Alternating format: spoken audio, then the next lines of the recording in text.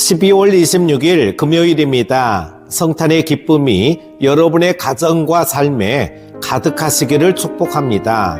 성탄의 은혜가 하루의 감동으로 끝나지 않고 우리의 관계와 말과 선택 속에 계속해서 흘러가기를 소망합니다. 오늘 함께 묵상할 말씀은요, 여호수아 22장 21절에서 34절입니다.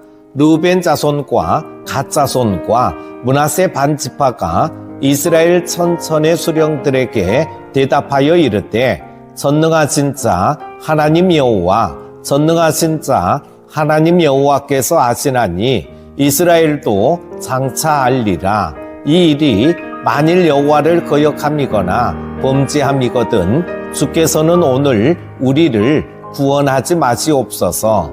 우리가 제단을 쌓은 것이 돌이켜 여호와를 따르지 아니하려 함이거나 또는 그 위에 번제나 소제를 드리려 함이거나 또는 화목제물을 드리려 함이거든 여호와는 친히 벌하시옵소서. 우리가 목적이 있어서 주의하고 이같이 하였노라. 곧 생각하기를 후일에 너희의 자손이 우리 자손에게 말하여 이르기를, 너희가 이스라엘 하나님 여호와와 무슨 상관이 있느냐?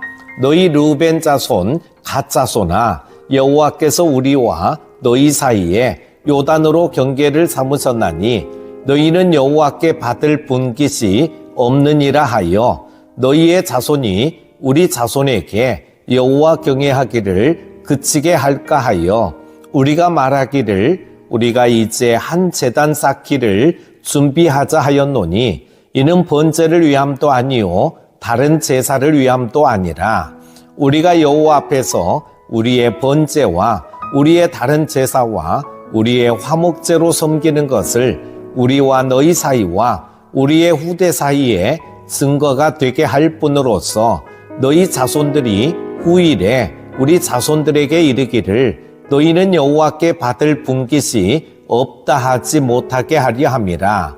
우리가 말하였거니와 만일 그들이 후일에 우리에게나 우리 후대에게 이같이 말하면 우리가 말하기를 우리 조상이 지은 여호와의 제단 모형을 보라.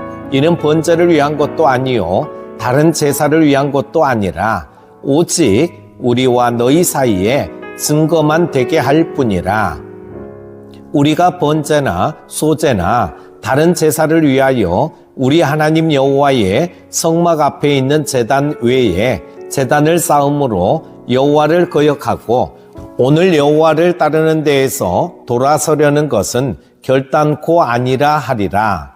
제사장 비느하스와 그와 함께한 회중의 지도자들 곧 이스라엘 천천의 수령들이 르우벤 자손과 갓 자손과 므낫세 자손의 말을 듣고 좋게 여긴지라.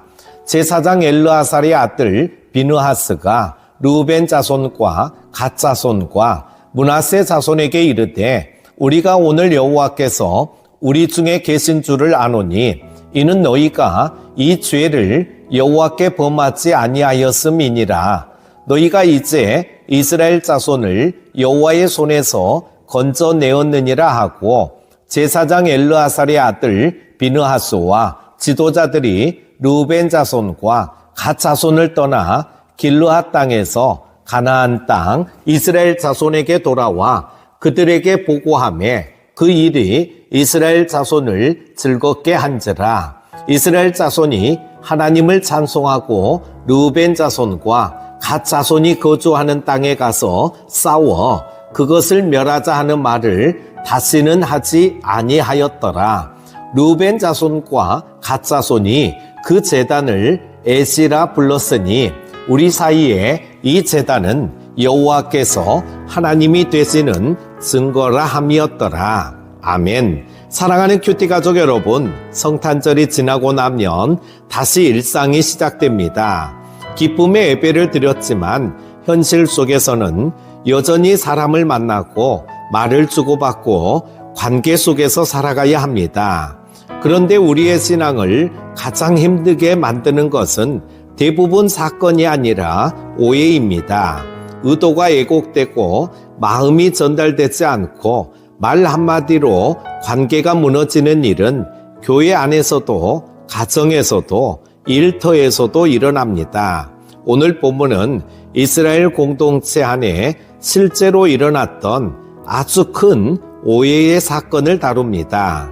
그리고 하나님은 이 사건을 통해 믿음은 오해 앞에서 어떻게 말해야 하는가를 가르쳐 주십니다. 첫 번째로 오해는 언제 가장 크게 시작되는가라고 하는 거죠. 요단 동편 지파들, 즉 르우벤과 갓과 므낫세 반 지파는 자신들이 쌓은 제단 때문에 서편 이스라엘로부터 심각한 의심을 받게 됩니다.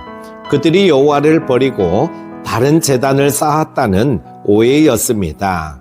이 오해는 단순한 감정의 문제가 아니었습니다.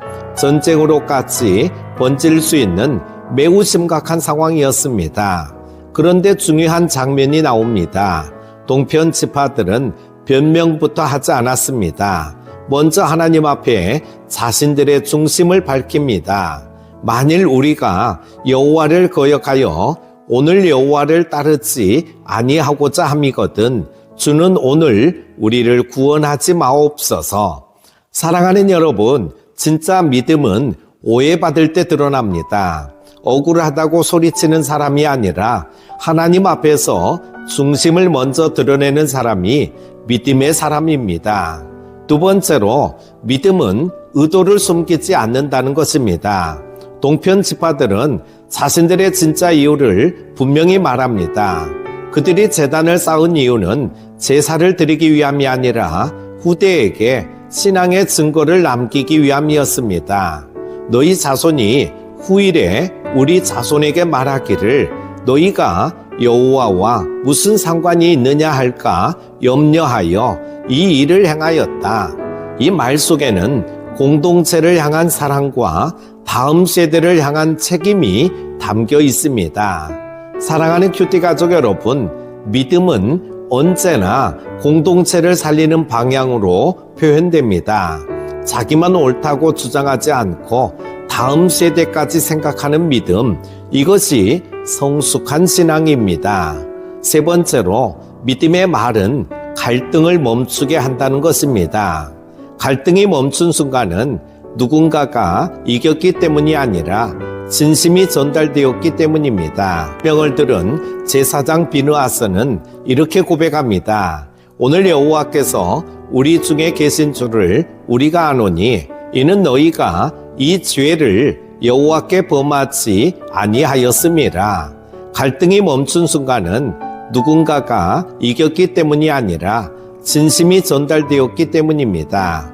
믿음의 말은 사람을 공격하지 않고 관계를 회복하게 합니다. 오늘 여호와께서 우리 중에 계신 줄을 우리가 아노니 이는 너희가 이 죄를 여호와께 범하지 아니하였음이라. 믿음의 말은 사람을 공격하지 않고 관계를 회복하게 합니다. 성탄의 복음도 그렇습니다. 하나님은 우리를 정죄하기 위해 오신 것이 아니라 우리를 이해시키고 회복시키기 위해 오셨습니다. 네 번째로 증거로 남은 제단에 대해 말씀하고 있는데요. 마지막으로 이 제단은 증거라는 이름을 얻게 됩니다. 오해의 대상이었던 제단이 공동체를 하나로 묶는 증거가 된 것입니다. 사랑하는 여러분, 우리가 세상 속에서 남겨야 할 것은 논쟁의 흔적이 아니라 믿음의 증거입니다. 말로만이 아니라 삶으로, 태도로, 관계로 우리는 여호와를 섬기는 사람이다라고 보여주는 증거가 남아야 합니다. 사랑하는 큐티 가족 여러분, 성탄의 은혜를 받은 사람은 관계 속에서 달라져야 합니다. 오해 앞에서 침묵하지 않되 분노하지 말고 하나님 앞에서 정직하게 말하는 믿음, 공동체를 살리는 방향으로 설명하는 믿음, 갈등을 증거로 바꾸는 믿음이 오늘 우리에게 필요합니다. 오늘 하루 여러분의 말과 태도가 하나님을 증거하는 제단이 되기를 축복합니다. 기도합니다. 은혜의 하나님 아버지, 성탄의 기쁨을 우리 마음에 주신 주님을 찬양합니다. 오늘 말씀을 통해 오해 속에서도 믿음을 지키는 법을 배우게 하시니 감사합니다. 억울함보다 하나님을 먼저 바라보게 하시고 말보다 중심을 돌아보게 하여 주옵소서. 우리의 말이 상처가 아니라 회복이 되게 하시고 우리의 행동이 갈등이 아니라 증거가 되게 하여 주옵소서. 오늘 만나는 모든 관계 속에서 우리가 주님을 섬기는 사람임이 자연스럽게 드러나게 하여 주옵소서. 성탄 이후의 삶 속에서도 예수님의 향기를 품고 살아가게 하여 주시기를 원합니다. 예수 그리스도의 이름으로 기도드립니다. 아멘.